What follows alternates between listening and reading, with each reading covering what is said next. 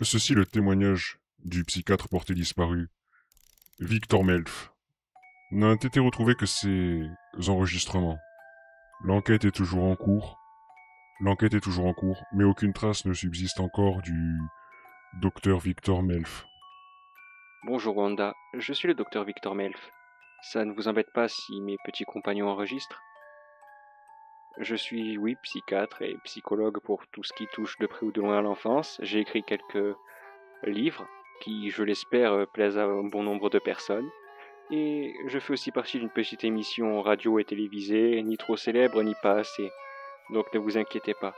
Et je garderai votre anonymat. J'en fais la promesse. Oui, c'est ça, je suis venu voir Kera. Elle est ici? Je peux entrer? Je me trouve actuellement au domicile de la petite Kera. Sa mère Wanda m'a demandé de garder, pour des raisons d'anonymat, secret le lieu d'emplacement et le nom de famille. Elle nous a donc appelés pour signaler un problème avec sa fille que je vais tenter, en direct, de vous montrer comment on peut en obtenir les aboutissants. Tout simplement, déjà en commençant par une première approche amicale de l'enfant. Pour cela, il va falloir que je trouve où se cache Kira actuellement, car la seule chose que j'ai eu droit en arrivant, c'est une bonne tasse de thé bien chaude. Pour des raisons évidentes, vous vous doutez bien, et si vous connaissez mon émission et ma façon de procéder, vous comprenez pertinemment pourquoi je ne peux pas enregistrer en continu et pourquoi je coupe brusquement mes enregistrements. Là, si je viens de relancer les magnétophones, c'est tout simplement car on tombe sur un cas très particulier psychologique. Rien de bien grave et de bien méchant. J'ai essayé d'appeler Kera du bas des escaliers, mais elle n'a pas voulu répondre. À la place, elle est partie en gloussant et en courant, claquant une porte derrière elle. Rien de bien anormal, il s'agit sans doute d'une timidité due à une petite fille de son âge. Cependant, ce qui m'a surpris, c'est que sa mère Wanda s'est tout de suite énervée parce qu'elle n'est pas descendue. Et donc, là, il y a eu des bruits étranges à l'étage, comme si sa petite fille se cognait la tête contre les murs. C'est un cas pathologique très intéressant, mais je ne pense pas que ce soit alarmant. Je vais essayer d'en savoir un peu plus. Mon objectif reste toujours le même. Approcher l'enfant et rester le plus amical possible. Il ne faut pas l'effrayer et il ne faut pas qu'elle ait l'impression d'être chez un psy ou un psychiatre, bien que ce soit ma profession, vous voyez ce que je veux dire. Je relance l'enregistrement si j'ai du nouveau. Ok, là je commence à me poser de sérieuses questions. Je viens de relancer l'enregistrement car après être monté dans la chambre, j'ai remarqué que la petite Kera n'était pas là où elle semblait être. En tout cas, pas là où elle devait être. Je m'explique. Je pensais qu'elle s'était enfermée dans sa chambre. En réalité, elle s'était enfermée dans la chambre de sa mère. J'ai essayé d'ouvrir la porte, mais rien n'y a fait. Elle n'a pas voulu répondre et n'a pas daigné me donner de l'attention. En revanche, ce que je peux remarquer de son comportement psychologique, c'est qu'il n'y a rien de si anormal que ça. Effectivement, dire qu'une petite fille, je reprends par rapport à l'enregistrement de tout à l'heure, dire qu'une petite fille de son âge se cognant la tête, ce n'est pas alarmant. Si, en quelque sorte, ce n'est pas alarmant car elle n'est pas en crise d'hystérie.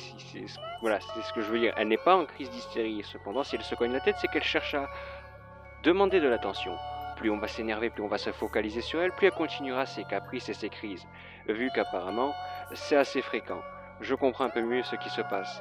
Je vous tiens au courant pour de plus amples informations.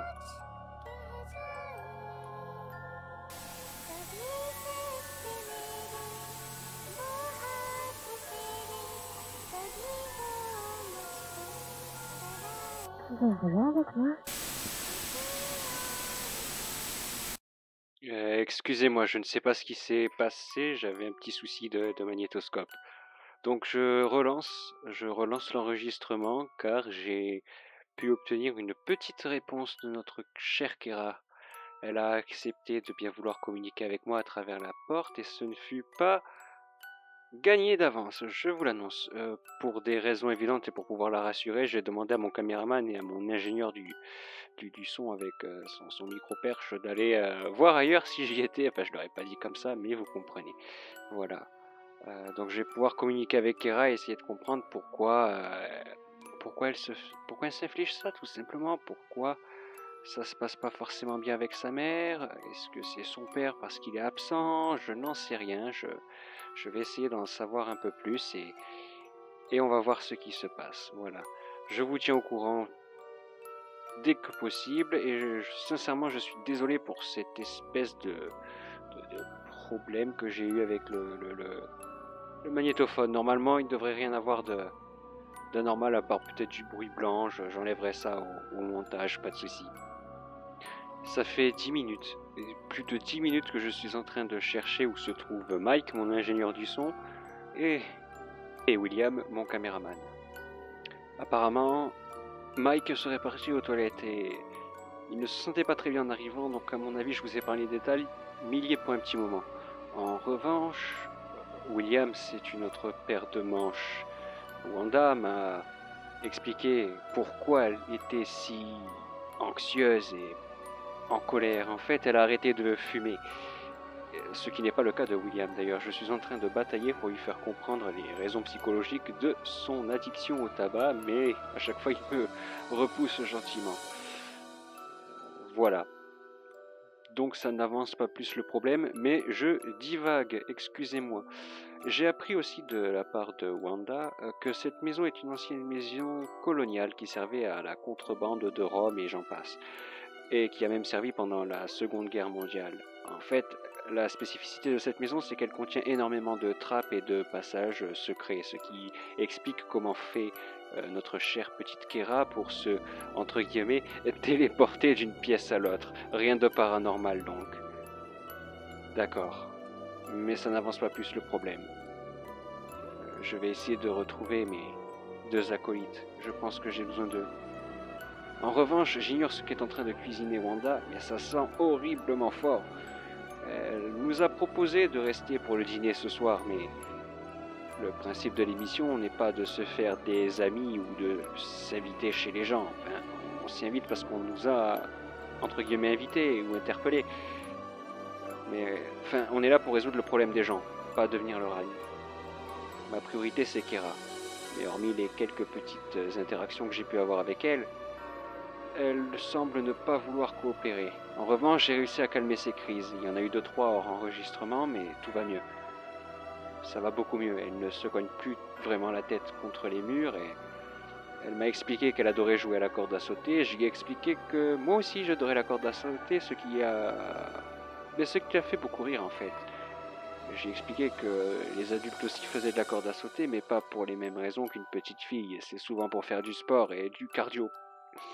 Elle, c'est plus pour s'amuser. Ça a eu l'air de la détendre. Apparemment, on est bien parti pour devenir de bons copains. Tant mieux. Mais où sont passés Mike et William? Bon sang. Ok, avec Mike, j'ai retrouvé Mike, ça y est. On est en train de chercher où pourrait se cacher William.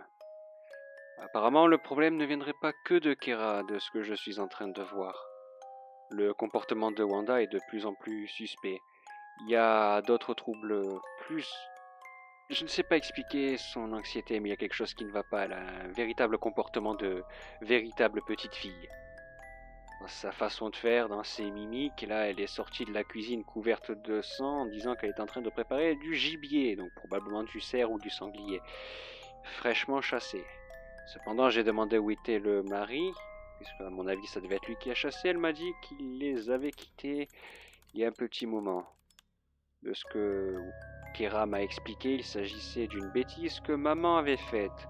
Donc maman a probablement plus de soucis que Kera. Je pense que la clé de tout ce mystère, de tout ce bazar qui est de plus en plus bizarre, serait Wanda. Et non Kera qui a l'air juste d'être une petite fille un peu tourmentée par les caprices de sa mère. Nous continuons d'enquêter. D'accord, ok. Mike vient de me quitter pour aller vers le grenier. Il a apparemment entendu Kera. Il n'y a pas de souci, je lui fais confiance. C'est un très bon père de famille et il sait s'y prendre avec les enfants. Il saura la faire rire avec tous ses gadgets accrochés sur lui et son micro-perche. Je suis sûr que même il arrivera à la faire chanter. Je me rappelle de Timéo, un petit garçon qu'il avait réussi à faire chanter justement. Il s'en sortira bien, il n'y a pas de souci. Je vais me focaliser sur Wanda, je vais à la cuisine, ça y est. Oh, ça pue! Mon Dieu que ça pue! Ah, j'ai jamais été fan du gibier, mais alors là, en plus de la nourriture faisandée, c'est vrai qu'on est en campagne, il y a des chasseurs, et ça doit être un des voisins qui a apporté ça dans ce cas, mais... Oh non! Quelle odeur! Ok, Wanda est dans un coin. Elle me regarde bizarrement. Elle me regarde bizarrement en disant désolé comme une petite fille qui a fait une bêtise. Désolé, je ne suis... Quoi la cigarette? Quoi la cigarette? Il y a quoi dans ces marmites? Et pourquoi cuisiner autant de... C'est pas un ragoût? C'est pas du gibier? Mais...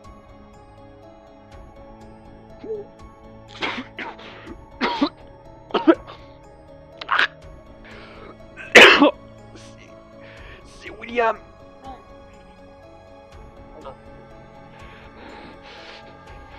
Ça y est, j'ai maîtrisé cette furie, je l'ai attachée avec du scotch noir, elle devrait pas s'échapper. Oui, on a du scotch noir pour le matin, pour le caméra, bref. Reste calme, tu es un psy. Mike, réponds, mon sang, Mike. Barre-toi avec la petite, faut qu'on se barre. Vite, je peux pas appeler la police, les lignes sont coupées, c'est quoi cette histoire? Mon 3310, mon... Plus de batterie. Oh non, merde, fichier. Mike? Il répond pas. Je vais monter à l'étage. Je vous reprends de suite.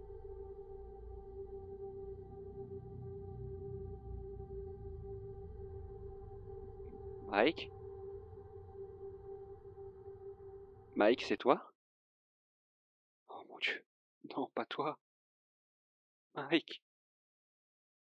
Mais qu'est-ce qui se passe dans cette maison de fous? C'est pas possible.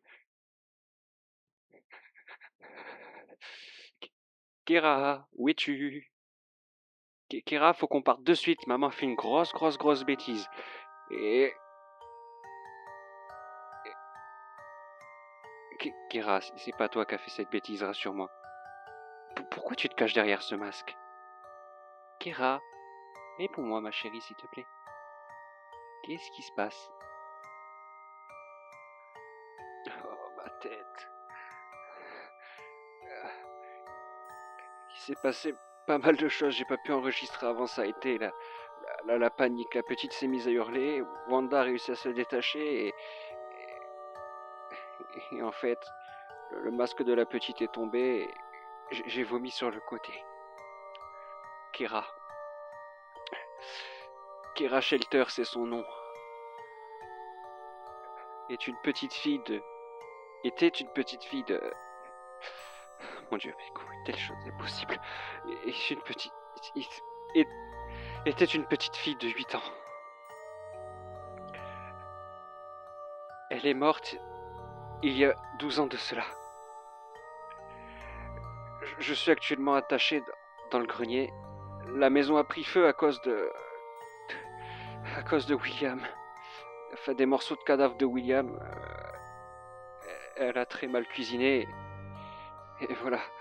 Quand je suis arrivé dans le grenier, c'est Kera qui a tué Mike en lui enfonçant le micro de... Oh, quelle horreur de l'anus en remontant jusque dans la bouche. Il était transpercé de partout. Il n'a pas eu le temps d'hurler. Il y a ce bruit.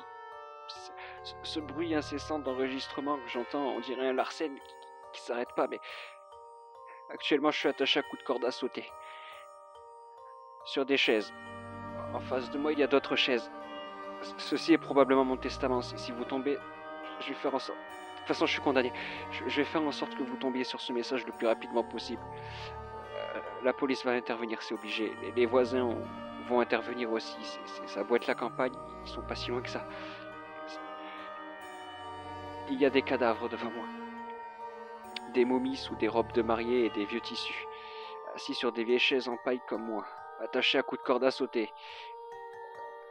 Ce sont des psychologues, des psychiatres, des clowns d'anniversaire. C'est tout ce qui aurait pu aider Kera, mais qui n'ont pas réussi. La mère et la fille sont complètement folles. Et la fille n'est pas censée... C'est une momie, merde. C'est...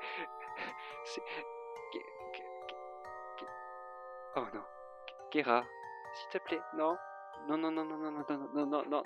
Non.